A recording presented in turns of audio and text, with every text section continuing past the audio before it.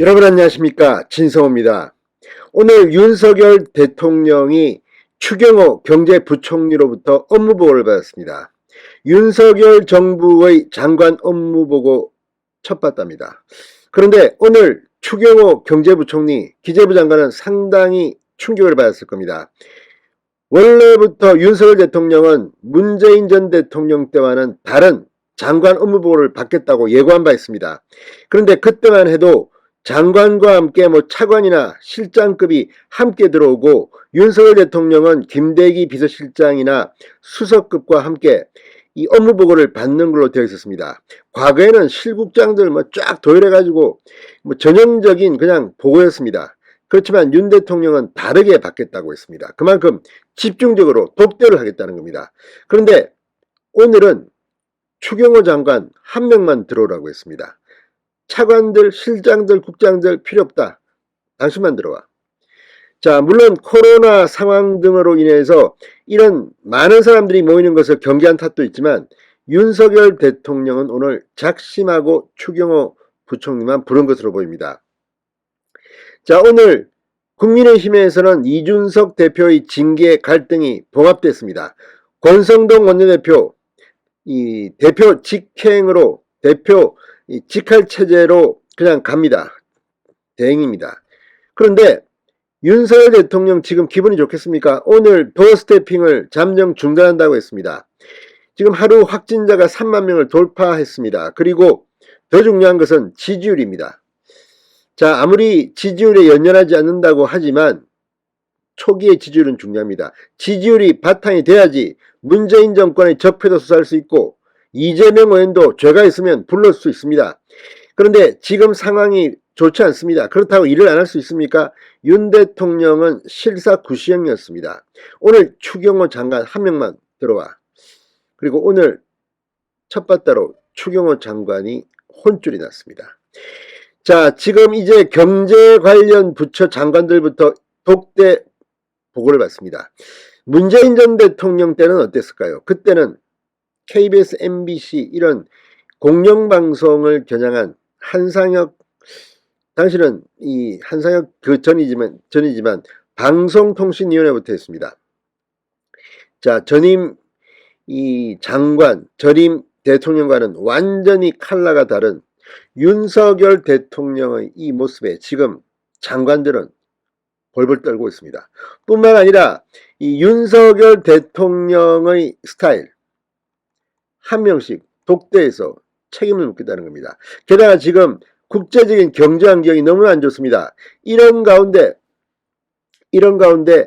문재인 전 대통령 시절 첫 번째 업무 보고였던 방송통신위원회, 그때는 한상혁이 전임자였습니다만 그때 공영방송의 신뢰회복을 주문했는데, 그때 분위기로는 방송을 잡겠다는 거 아니겠습니까? 어떤 의미에서는 윤석열 대통령도 조만간 과기부 장관 등을 불러 이제 KBS, MBC 등에 대해서도 확실한 보고를 받고 대응을 해야 될 겁니다. 요즘 MBC 보도를 보면 이건 좀 심한 게 아닌가, 선을 넘은 게 아닌가 싶을 정도입니다. 그건 뭘 의미하겠습니까? 윤석열 대통령을 지금 우습게 본다, 이런 생각입니다. 따라서 이 경제부총리 추경호 장관은 어쩌면 첫 번째 희생양까지는 아니지만 아무튼 혼쭐이 난 것 같습니다. 자, 지금 윤석열 대통령은 첫 번째도 민생, 두 번째도 민생, 세 번째도 민생, 계속 경제를 강조했는데 지금 성적표가 좋지 않습니다. 물론 이유야 다양합니다. 그게 장관의 책임은 아닐 수도 있습니다. 그럼에도 불구하고 성과로 이야기해야 되는 겁니다. 아무리 많은 요인이 있다 하더라도 결국은 윤석열 대통령은 성과로 이야기할 수밖에 없습니다. 정치를 통해서 하는 그런 성격은 아니기 때문입니다. 아무튼 추경호 장관이 오늘 상당히 이 첫 번째 시험대에 올랐습니다. 진성호의 직설 시작합니다. 방송에 앞서 아직 진성호 방송의 구독자가 아니신 분은 붉은색 구독 버튼 눌러주십시오. 더 좋은 방송으로 보답하겠습니다. 자, 이명박 전 대통령 때도 이처럼 첫 번째 업무 보고는 기재부였습니다. 그만큼 그때도 경제가 중요했고 경제가 힘들었습니다. 박근혜 전 대통령은 복지였습니다. 보건복지부 업무 보고부터 받았습니다. 반면 문재인 정부는 상당히 정치적입니다. 첫 업무 보고를 방송통신위원회로부터 받았습니다. 그 이유가 뭐겠습니까? 이 사람들은 정치를 하는 겁니다. 윤석열 대통령이나 이명박 전 대통령은 정치가 아니라 나라를 위해서 실무를 이야기하는 겁니다. 아무튼 오늘 이 대통령실은 기재부를 첫 번째 업무보고 대상자로 지정한 이유가 어려운 민생과 경제 상황을 헤쳐나가야 한다는 윤석열 대통령의 의지가 담긴 것이라고 설명했습니다. 그만큼 오늘 추경호 장관은 상당히 긴장했을 겁니다. 자, 이런 장면은 상당히 보기 좋습니다. 이렇게 해서 일을 해야 되는 겁니다. 지지율을 지금 당장 뭐 정치적으로 리스크가 있지만 업적이 성과가 나면 국민들은 지지를 하게 되어 있습니다. 자, 오늘 대통령실은 서면 브리핑을 통해서 이 윤석열 대통령이 추경호 장관에게 중산층과 서민들의 세부담 경감 방안을 마련하라고 지시했다고 합니다.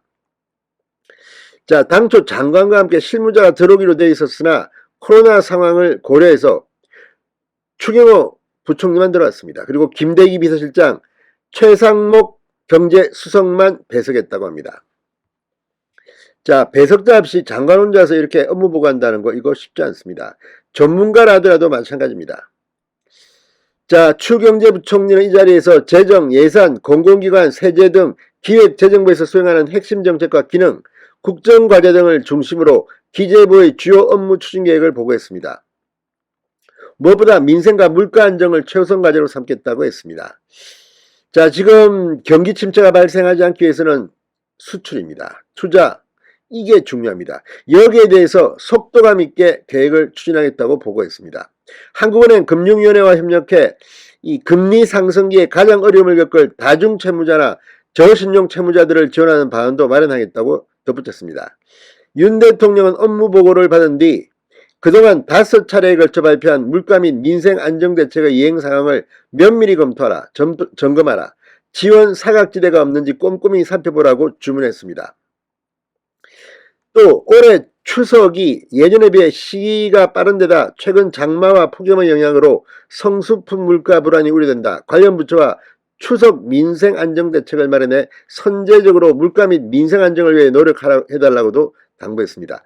자, 어쨌든 이제 각 부처의 업무 보고가 시작됐습니다.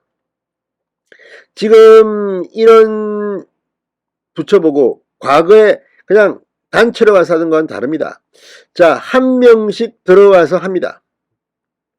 앞으로 이 12일에는 산업통상자원부와 중소벤처기업부, 15일에는 과학기술정보통신부와 고용노동부로부터 업무보고를 받습니다. 기재부와 마찬가지로 다른 부처들 역시 독대입니다. 아무튼 윤석열 대통령 지지율에 일희일비할 필요는 없습니다. 그러나 확실하게 일은 잘해서 성과로 이야기해야 됩니다. 진성호의 직설이었습니다. 여러분 감사합니다.